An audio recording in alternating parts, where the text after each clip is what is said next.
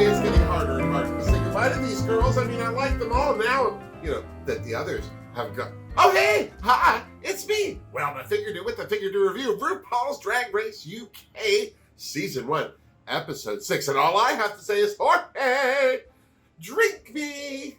What is this? What is eggnog? It's a little early for the nog, isn't it? No? Oh. Well, all right. For those of you who've complained that I wasn't doing enough British cocktails, complain again, because this isn't one of them. But this is a very Canadian cocktail. Crown Royal is a lovely Canadian whiskey, and if you can't get it where you are, then you live in a horrible place. In Canada, it just comes out of the tap. That's how it works. But it's lovely in eggnog. But Crown Royal has a new eggnog out. It's salted caramel. It is so delicious. Look, already almost empty this bottle. It is so delicious on eggnog. I'm sure it'd be delicious on ice cream. It's spectacular just over ice on its own. Seriously. Now, this is not an endorsement of Crown Royal in that they're paying me. I drink this because I like it, and I think you should too. So that said, let's try the nog. Oh, creamy, salty, caramelly. It is Christmas in a glass. And I'm going to end up on my bum if I keep drinking them. Okay, so let's get to it. So we started the episode off by saying goodbye to Crystal for a hot second. And then Blue, yes, I'm going to blame Blue. She opened her fat yap and asked the Vivian if she still would have picked the same teams if she had won the mini challenge and was able to pick her own team, because as you remember, Crystal picked her own team and still lost. So Vivian said, surprising to everyone, that she would pick Cheryl first out of the game without blinking. I would have picked Cheryl, she said, right away. And then she looked at Davina and then looked at Baga and went, and I understand that look, because first of all, Baga is great, but a bit of a wild card. Yes, she can sing. Yes, she would have done well in the girl group. And yes, she was on the winning girl group team. I don't think she would have hurt Vivian. But Baga doesn't bring a lot of solid skills to the table. Do you know what I'm saying? Like, she can dance, but she's not a choreographed dancer. She can sing, but she's not necessarily a trained singer. And when you ask somebody to sing and dance all at the same time, it can become very, very hazardous to everyone's health, I'm just saying. So, I can understand why the Viv balked at picking Baga. Also, it's her friend. If she doesn't pick her, she's going to have a long walk home to the bus stop with that yelling in her ear, I'm just saying. On the other hand, there's DDC. Very talented queen. Full of talent and surprise skills that are constantly still surprising everybody. And yet, Viv couldn't commit to her either. And again, I'm just going to say, because of her friendship with Baga, I understand. But she would have picked Baga out of friendship and then right away have picked DDC next, which would have left Crystal as the one queen she probably wouldn't have picked. So there you go. It was just unfortunately the wrong time for Blue to ask that question. It was the wrong way for Viv to answer it. And it was completely the most selfish way that Davina De Campo could have responded to it. I get she's frustrated, but what I don't understand is what she cares about whether the Viv thinks she's talented or not. Continue to let her underestimate you, DDC. Fly under her radar. You have been. Every challenge that you've won in spite of her. And I think that would be reason enough to be happy with what happened. I don't know why she has to go on and tell everyone what she thinks after it's all said and done. I'm just saying. Don't play poker for a living, Davina. Seriously. The next day in the workroom was no better. Davina still wouldn't let it go, and before she could get too far into it, thank God there was Ru with this week's mini challenge, BBC. And we're not talking Broadcasting Corporation. I'm just saying. Seriously, I know that there's a whole group of people in Britain who thought they'd seen a sexy bit of fun. Well, now here's RuPaul's Drag Race. It's all a sexy bit of fun, I'll tell you what. And this mini challenge was no different. BBC was boxers, briefs, or commando. The queens had to pick which of the expanded Brit crew were wearing which. And for the commando, it was camouflage briefs, but still delicious. All the queens had a good look. Baga was in fear of walking funny after one of her picks. It was her Tina Turner walk, but I could see how she would have the walk of shame with that too. I'm just saying. Blue kept losing track of what was going on, and thankfully, Ru didn't have a problem with that whatsoever. But it was no surprise to anyone that DDC won the challenge. Why wasn't it no surprise? Apparently, she's an expert in men's trousers. Just saying. Is that a siren? Oh, it's exciting. And what did Davina win, you ask? Well, she won a video chat with RuPaul Drag Race alum and fan favorite, Katya, which I thought was odd. I just thought was odd. I mean, seriously, she couldn't win a secondhand pair of earrings? That wasn't been too much? Just saying. So, the queens got to work on this week's main challenge, which was to design their own brand of water and come up with a marketing plan for it. Well, right out of the gate, Cheryl looked like she'd let this defeat her before she even started trying, bless her. She just could not come up with anything. And thank God Blue was there, and aren't they developing a lovely friendship? Blue thought, well, why aren't you doing what you do? Do your Essex thing. Brand this with you. Be the vajazzle. Be all you can be. And I was in complete agreement with Blue. It's like, yeah, come on, Cheryl. Now's not the time to second guess you and what you do. And then Viv chirped in because apparently someone asked her. I didn't. I'm just saying. But Viv chirped in and said, well, don't you think the judges have seen enough Essex? Well, they might have seen enough of Cheryl's bodysuits coming down the runway, but this is a branding challenge. This is about these girls putting as much of themselves onto this water as they can. And for Cheryl to all of a sudden to stop be an Essex babe, come on, girls, now's not the time for that.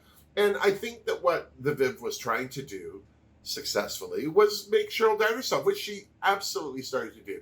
She didn't know which way was up or what was going to happen. Thank God Ru showed up to help all the queens focus on their advertising. I'm so serious. First up, Ru dropped in on Blue, who seemed to be quite happy about going down a gross Mary Berry kind of way. And I mean, by gross, it was an innocent statement, but I think a good point that Ru made, because Blue said it's literally her blood, sweat, and tears. Ru said, oh, that's gross. And Blue said, yeah, I seem to do gross well, and said I may approach it that way. And Ru pointed out, well, you're 23 and you really don't know how you want to be seen by the world yet. So you had a good reaction with this one thing. It's low-hanging fruit. No offense to anybody, but dirty, sexy double entendres and making grannies sound like whores is easy. That's an easy laugh. Now it's time for Blue to expand on that. She clearly has a sense of humor. Now let's find pointed, I think is what Ru was trying to say to her. And I'm glad she did. Because, Blue doesn't have to latch on to one idea yet. She's young. She's full of hope and apparently hydrating water. Next, Ru visited Baga and her 3 Ru Peter badges, much to the chagrin of Miss Cheryl Hole. Well, get yourself some badges, Cheryl. Seriously, focus. It's not hard. Baga's got 3. Seriously. She came with garbage bags. Seriously. What was interesting about Ru's visit with Baga was that Baga had this weird idea of making herself uglier when she drank her own water. If you need a break from all the men chasing you, drink this, and you'll look like a moose. I understand the joke, but it wasn't branding. You know what I mean? It wasn't Baga. And Ru said, well, I would have thought your water would have tasted like a bag of chips. And a new idea was born. And I loved Baga's idea. I thought it was a great idea. And seriously, if you're going to put Baga's water in your mouth, I don't think you should be surprised if there's fish in it. Seriously. While Ru was chatting with the Viv, she brought up Viv being in the bottom last week and having to lip sync for her life, which you can see was still a very tender spot for the Vivian, but it also stiffened her resolve. She said that it was something that she didn't want to have to do again. And I think that for a queen that's been doing very well in a competition, It's important for them to remember and realize that they're not perfect all the time, and that you do have missteps. Doesn't always mean you're out of the competition, but it certainly means you're not always as good as you think you are all the time. Seriously. And I'm glad that the Viv seemed to have a bit of humility from that experience, but she also seemed to be chomping at the bit to win herself another badge. I'm just saying. Ru did more with Cheryl than just save her from a bad water pitch. She also saved her from being a floating head because she was going to wear a green outfit in front of a green screen. God bless Cheryl. She's just not the sharpest tack on the board, but then she's not holding up any paper. So what's the worry? I'm just saying. Ru also seemed to brighten Cheryl's disposition over being the only one who was badgeless in the room still. Because, seriously, sometimes not doing well is when you do your best work. Seriously. Last but not least, on her Goodwill tour, Ru dropped in on DDC and was surprised to see that she was working on wardrobe as opposed to working on her pitch. But DDC seemed to be very focused. She had a clear idea of what it was that she wanted to do, and she wasn't much worried. What she did seem to have no problem talking about with Ru, though, was the other queens underestimating her. The Vivian!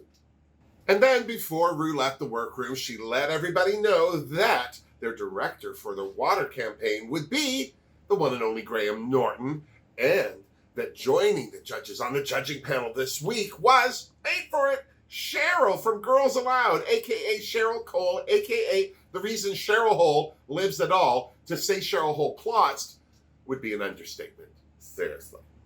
And then, before you knew it, it was time to hit the set with Graham Norton directing their water commercials. First up was Blue Hydrangea, and she kept it very simple. I thought she had a clear idea, and I thought she executed it well. And then Blue, who wasn't doing too badly, got Blue, and her commercial took a very weird turn, is all I'm saying.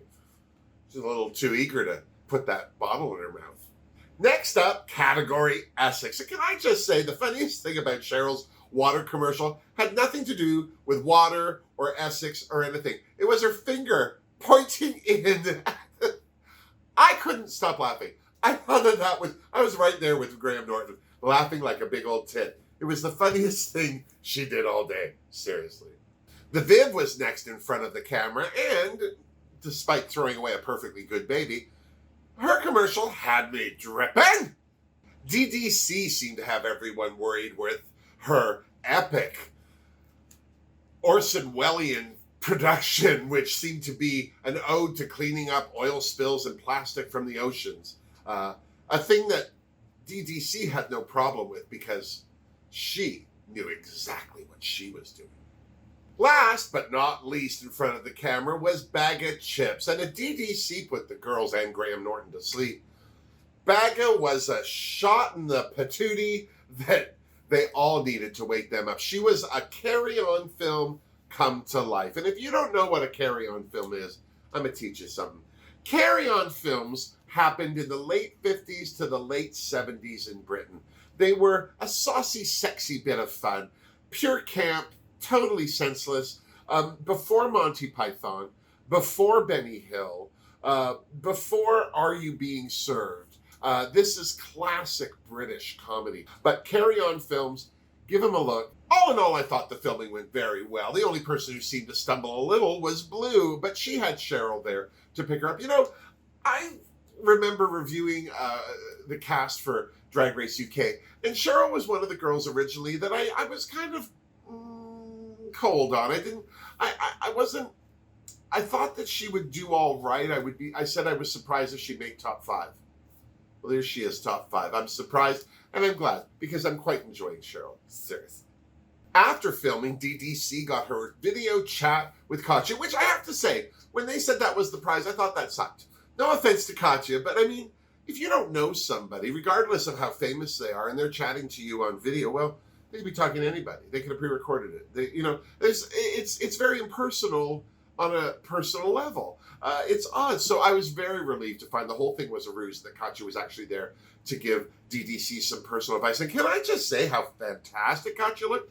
That boot and outfit ensemble with the pins and rhinestones, oh, so gorgeous. And DDC seemed to get on like a house on fire. And she gave DDC some great advice. She said, treat everybody like they're supporting cast. Treat everyone like they're there to make you look better. I do that. Back in the workroom, Blue admitted that she's not much of a drinker, probably because she's still not legal. I'm just saying. But that said, it brought up a conversation in the room. You know, you have to remember, these girls work in bars. It's very normal to be around drinking and other things. These things happen in bars, the nightlife, the party. And it's hard, especially with young people, to separate work from pleasure, especially when you have a fun job. But the job's still a job. You can't be high until you've finished your job. You can't be drunk until you've finished your job. And it was really great to have this conversation with the queens because they're all different ages. They've all had different experiences. I mean, Cheryl talked about going on 4-day benders.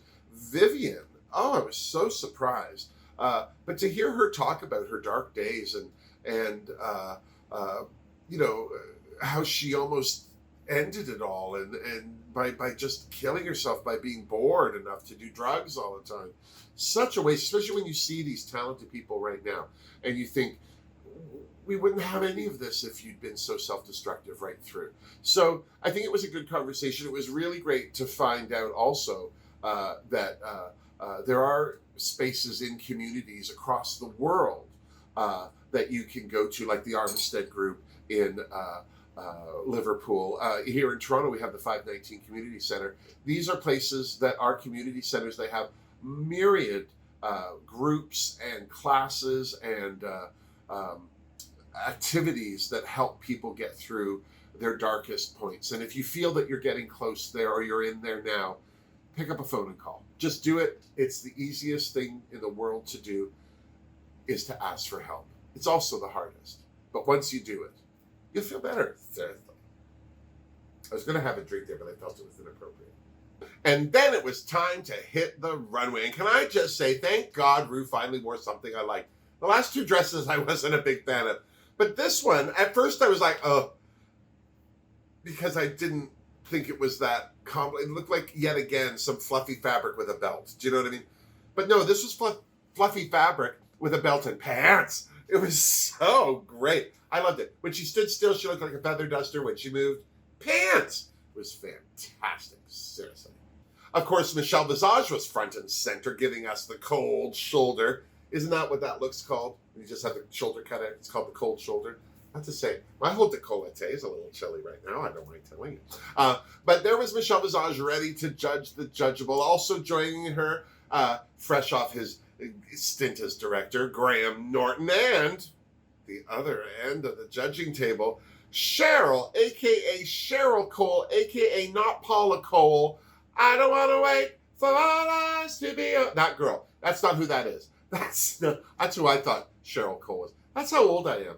I saw a picture of Paula Cole the other day. She has gray hair. When did that happen? Oh my God. She should just wear wigs like me. But seriously, it was Cheryl from Girls Aloud judging the girls. And I was excited to see how excited Cheryl Hole was going to be once she was face to face with her idol. Seriously. This week's runway category, Rainy Day Eleganza. And first down the runway was Davina DeCampo. First off, she had on a yellow rain mac and a rain cap, and it was kind of meh. And then she whipped it off and had on underneath some black corseted yellow raincoat dress number. It was much better, much better. Also, what was much better was her commercial. I mean, from all of that talking that she did, once you saw the whole thing together, it was hilarious. She was very funny. She did an excellent job and clearly was one of the judges' favorites this week. Seriously.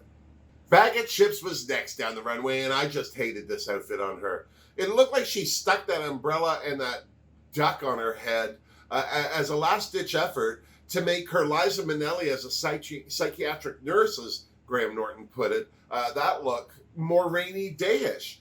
And sadly, it kind of worked, but at the same time, I'm getting a little frustrated with Bagga's drag. It just, I can see why she brought it all in two garbage bags, I'm just saying. Seriously. Thank God her commercial was a hoot and a holler. Although, I have to admit, Neither Rue or Michelle, or me for that matter, seemed to understand most of what she said. But that said, it was still a hoot.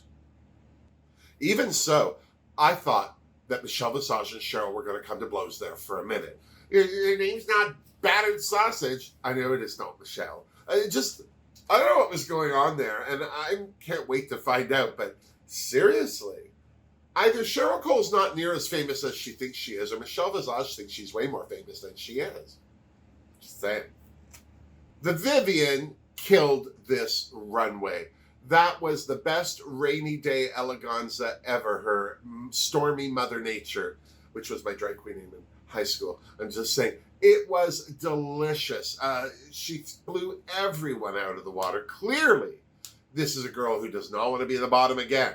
I'm so serious. And her commercial proved that as well. And although I, again, didn't understand much of what she was saying, such a hoot.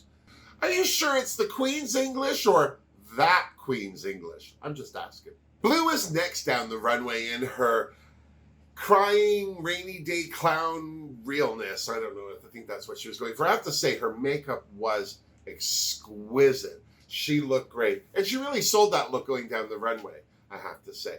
As for her commercial, you know what? It was funny, it was simple, and it was political. If that's not on brand for Blue, well, I just don't know what the hell is, seriously.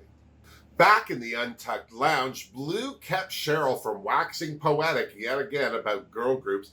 Viv basked in the glory, knowing that she wouldn't be in the bottom this week. Baga seemed to resign herself to lip syncing, even though she didn't seem to know what song it was. And DDC went off again about how everyone I was underestimating her. You know, the huge. Back on the runway, it was no surprise to anyone that the Vivian had redeemed herself and won her third Rue Peter badge, forever admonishing herself from the horrors and embarrassment of being in the bottom two. I'm so serious. What was a surprise, though, was the bag of chips was completely safe this week. I'm not saying that she didn't deserve to be, but I was shocked. I'm not going to lie to you.